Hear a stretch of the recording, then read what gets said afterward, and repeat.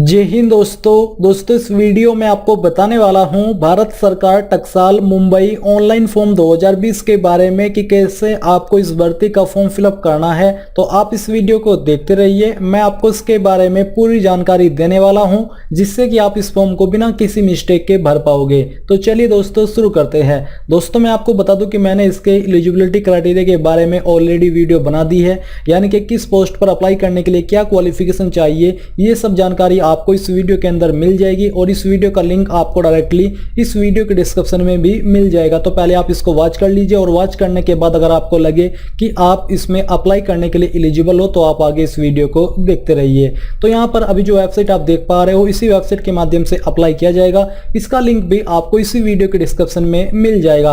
आप लोग इसमें 5 सितंबर 2020 से लेकर 4 अक्टूबर 2020 तक अप्लाई कर पाओगे। तो ये वेबसाइट जब आपके सामने ओपन हो जाए, मैं आपको बता दूं कि अगर आप इस वेबसाइट को मोबाइल से ओपन करोगे तो ये नॉर्मल मोड में ओपन नहीं होगी, आपको मोबाइल को लैंडस्केप मोड में चलाना होगा। यानी कि जैसे कि आप गेम खेलते हो मोबाइल को तिरछा करके, ऐसे आपको इस वेबसाइट को चलाना है। और साथ ही आपको ब्राउजर में यहाँ पर साइड में जो 3 डॉट होती है उनके ऊपर टिक करके डेस्कटॉप वर्जन में ओपन करना है, तभी ये अच्छे तरीके से ओपन हो पाएगी।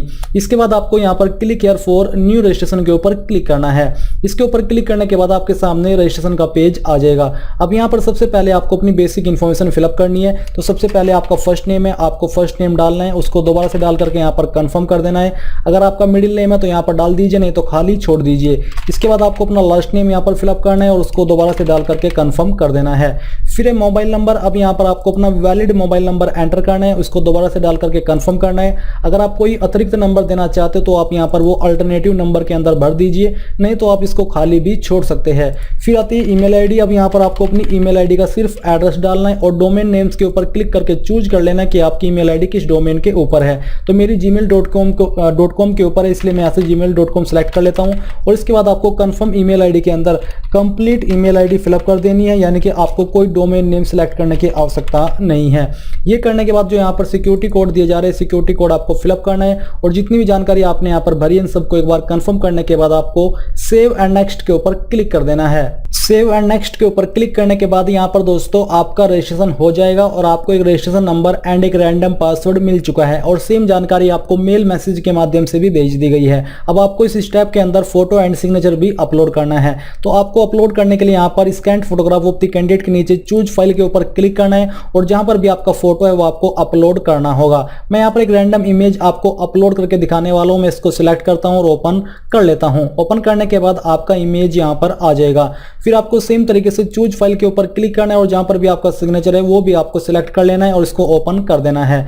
ओपन करने के बाद आपका सिग्नेचर भी यहां पर आ जाएगा। ये करने के बाद आपको यहां पर सिंपली नेक्स्ट के ऊपर क्लिक करना है। नेक्स्ट के ऊपर क्लिक करने के बाद अब आप इस फॉर्म के सबसे महत्वपूर्ण सेक्शन में आ जाओगे, जो कि है आपका सेक्शन 3, जिसमें कि आपको बेसिक क्वालिफिकेशन, एक्सपीरियंस और लैंग्वेज की जानकारी भरनी है। तो बेसिक डिटेल में पोस्ट अप्लाइड फॉर, यानी कि आप किस पोस्ट के लिए अप्लाई कर रहे हो, तो आप यहाँ पर देख लीजिए। ये भर्ती आपकी supervisor, junior technician, engraver, junior office assistant, इन पदों पर निकाली है। तो आपको जिस भी पोस्ट पर अप्लाई करना है वही पोस्ट आपको चूज कर लेनी है। आप एक बार में एक ही पोस्ट पर अप्लाई कर सकते हो। डिसिप्लिन, यानी कि आप उस पोस्ट में किस डिसिप्लिन में अप्लाई करना चाहते हो वही आपको यहाँ से सिलेक्ट करना है।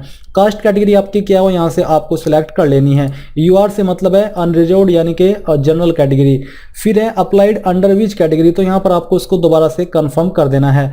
Are you person with benchmark disability of 40% and above, क्या आप विकलांग है और आपकी विकलांगता 40% या उससे ज़्यादा है, अगर है तो यस कीजिए, नहीं तो आपको नो करना होगा। इसके बाद अगर आप यस करोगे तो इन ऑप्शन के आंसर आपको करने हैं, नहीं तो जो नो करेंगे उनको इनमें से किसी भी आंसर क्वेश्चन के आंसर करने की आवश्यकता नहीं है। फिर जो सभी को आंसर करना है वो है आपका religion to which you belong, तो आपको अपना जो भी रिलीजन है वो यहाँ से चूज कर लेना है। इसके बाद दोस्तों आता है whether you belongs to religious minority community, अगर आप करते हो तो यहाँ पर यस कर दीजिए। फिर इसके बाद are you retrenched government servants who was employed under government of India, अगर आप हो तो यस कीजिए, नहीं तो आपको नो करना होगा। Are you an ex serviceman, क्या आप एक्स सर्विसमैन हो तो यस कर दीजिए, नहीं तो आपको नो करना है। इसके अलावा are you departmental candidates exciting central government candidates, अगर आप हो तो यस कीजिए, नहीं तो यहाँ पर भी आपको नो करना होगा। Are you in service SP MCIL employees who fulfil essential qualification and experience अगर आप हो तो यस कीजिए, नहीं तो यहाँ पर भी आपको नो करना होगा। इसके बाद दोस्तों नेशनलिटी के अंदर आपको इंडियन ही रहने देना है और सेंटर ऑफ एग्जामिनेशन के अंदर यहाँ पर जो भी लोकेशन है वो आपको चूज करनी है। बेसिकली आपका जो एग्जाम का लोकेशन रहेगा वो मुंबई एंड नवी मुंबई ही होने वाला है, चाहे आप कहीं से भी इस फॉर्म को भर रहे हैं। इसके बाद दोस्तों यहाँ पर पर्सनल डिटेल्स, तो आपको इसमें सबसे पहले अपनी डेट ऑफ बर्थ चूज करनी है, डे सेलेक्ट कीजिए, यहाँ से मंथ सेलेक्ट कीजिए और फिर यहाँ से ईयर सेलेक्ट कर लीजिए। ये करने के बाद यहाँ पर आपको नीचे देखने को मिलेगा जेंडर, तो जो भी आपका जेंडर है वो आपको सिलेक्ट कर लेना है। मैरिटल स्टेटस आपका क्या हो यहाँ से आपको चूज करना है। फादर नेम आपका क्या हो यहाँ से आपको सिलेक्ट कर लेना है। तो चलिए हम यहाँ पर ये नेम फिलअप कर देते हैं। इसके बाद आपको अपनी माताजी का नाम भी 10वीं की मार्कशीट के अनुसार भरना है और जो स्पोर्ट्स नेम है वही लोग भर पाएंगे जो कि अनमैरिड के अलावा अन्य कोई स्टेटस चूज करते हैं। एड्रेस फॉर कॉरेस्पोंडेंस यानी कि आपका प्रेजेंट एड्रेस, तो जो भी आपका प्रेजेंट एड्रेस है वो एड्रेस आपको यहाँ पर फिलअप कर देना है। अगर आपका एड्रेस लॉन्ग है तो आपको एड्रेस लाइन 2 और 3 का इस्तेमाल भी कर लेना है। डिस्ट्रिक्ट आपकी जो भी है वो यहाँ पर आपको फिलअप कर देनी है। इसके बाद यहाँ पर आपको अपनी स्टेट सिलेक्ट कर लेनी है। फिर आता है पिन कोड, आपको अपने पोस्ट ऑफिस या डिस्ट्रिक्ट का पिन कोड यहाँ पर एंटर करना है। नीचे आता है same as address for correspondence, यानी कि अगर आपका प्रेजेंट एड्रेस और परमानेंट एड्रेस सेम है तो आपको उसके ऊपर टिक कर देना है। टिक करने पर ये जानकारी ऑटोमेटिकली यहाँ पर आ जाएगी। फिर आपको चूज द एड्रेस, यानी कि कहाँ पर आप अपनी एप्लीकेशन फीस की जो जीएसटी इनवॉइसिंग है वो भेजना चाहते हो वो सिलेक्ट कर लेना है। बैंक अकाउंट नेम, अगर आप यहाँ पर आपके सामने ऑप्शन एप्लीकेबल होते हैं तो आपको उसकी जानकारी देनी होगी। आपको अकाउंट होल्डर नेम यानी कि किस नाम से बैंक है वो, bank and branch name, bank account number और आईएफएससी कोड यहाँ पर देना होगा।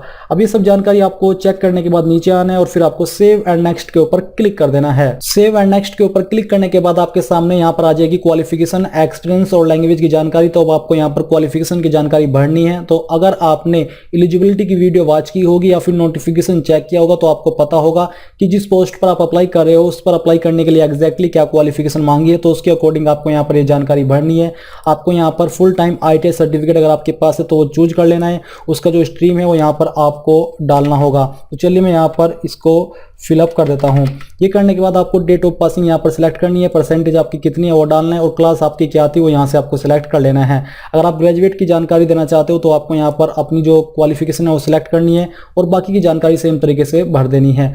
फिर नीचे पोस्ट क्वालिफिकेशन वर्क एक्सपीरियंस, अगर आप वर्क एक्सपीरियंस की जानकारी देना चाह रहे हो तो आप यहाँ पर नेम ऑफ द एम्प्लॉयर यानी कि उस बंदे या फिर उस कंपनी का नाम दीजिए जहाँ पर आपने काम किया है, उस पद का नाम डेजिग्नेशन के अंदर लिखिए जिस पोस्ट पर आपने काम किया है और जो आपका फ्रॉम वाला सेक्शन है इसमें आपको डेट मंथ ईयर वो सिलेक्ट करना है जब से आपने वर्क ज्वाइन किया था और 2 वाले सेक्शन में आपको 2 डेट मंथ ईयर वो डालना है जब तक आपने जॉब की है। नेचर ऑफ ड्यूटीज आपको यहाँ पर लिखनी होगी और रीजन ऑफ लिविंग आपको यहाँ पर भर देना है। और इसके बाद यहाँ पर नीचे आता है whether any criminal case is pending, अगर है तो यस कीजिए नहीं तो आपको नो करना होगा। इसके अलावा whether you have convicted in any criminal case, अगर आप हुए हो किसी में दोषी पाए गए हो तो आपको यस करना है नहीं तो आपको नो कर देना है। फिर इसके बाद आता है लैंग्वेज नोन, यानी कि आपको कौन कौन सी लैंग्वेज आती है। तो यहाँ पर हम पहले हिंदी लिखते हैं, रीड करनी आती है तो इसके ऊपर टिक कर दीजिए, लिखनी आती है तो इसके ऊपर और बोलनी आती है तो इसके ऊपर। इसके अलावा सेकंड लैंग्वेज आपको कौन सी आती है वो आपको यहाँ पर लिखना है और इसके अकॉर्डिंग आपको राइट टिक कर देना है। अगर आपको कोई थर्ड लैंग्वेज भी आती है वो यहाँ पर आपको लिख करके इनको सिलेक्ट कर लेना है। फिर यहाँ पर आपको वैलिडेट योर डिटेल्स के ऊपर क्लिक करके चेक कर लेना कि सभी जानकारी सही से फिलअप हो गई है या फिर नहीं, और इसके बाद सेव एंड नेक्स्ट के ऊपर क्लिक करना है। इसके ऊपर क्लिक करने के बाद आपके सामने यहाँ पर आपके फॉर्म का प्रीव्यू आ जाएगा जहाँ पर आपके द्वारा भरी गई सभी जानकारी को आप एक बार यहाँ से कंफर्म कर सकते हैं। साथ ही आपको I confirm that this is my photo इसके ऊपर टिक करना है और फिर आपको नीचे आना है और यहाँ पर डिक्लेरेशन के नीचे भी आई एग्री के ऊपर क्लिक करना है और यहाँ पर आपको इसके ऊपर टिक कर देना है और फिर आपको फाइनल सबमिट के ऊपर क्लिक करना है और यहाँ से ओके कर देना है। ओके करने के बाद आपके सामने यहाँ पर फीस का अमाउंट आ जाएगा और आपको यहाँ पर जो सिक्योरिटी कोड दिया जा रहा है ये सिक्योरिटी कोड फिलअप करके आगे बढ़ना होगा। तो हम यहाँ से इसको सबमिट कर देते हैं। सबमिट करने के बाद ओके कीजिए और ओके करने के बाद अब आपको पेमेंट के पेज पर ट्रांसफर किया जाएगा जहाँ से आपको अपनी एप्लीकेशन फीस जमा करनी है। तो यहाँ पर दोस्तों आप जिस भी माध्यम से फीस जमा करना चाहे कर सकते हो, चाहे वो क्रेडिट कार्ड हो, डेबिट कार्ड हो, debit card plus ATM pin हो, इंटरनेट बैंकिंग हो, वॉलेट कैश कार्ड हो, QR हो या फिर UPI हो। तो बस फीस जमा करते समय मैं आपको ये सजेस्ट करूंगा कि जब आप फीस जमा करें और आपकी फीस अकाउंट से कट हो जाए बट वेबसाइट के ऊपर फेल्ड आ जाए या अपडेट ना हो तो आपको तुरंत दोबारा से फीस जमा नहीं करनी है। आपको कम से कम 48 आवर्स का वेट करना है। इस समय के अंदर या तो फीस आपके अकाउंट के अंदर रिफंड हो जाएगी या फिर वेबसाइट के ऊपर अपडेट हो जाएगी। तो दोस्तों इस प्रकार से आप SPMCIL IGMM various post online form 2020 को भर पाओगे। आई होप ये जो प्रोसेस है और ये जानकारी है वो आपको पसंद आई होगी।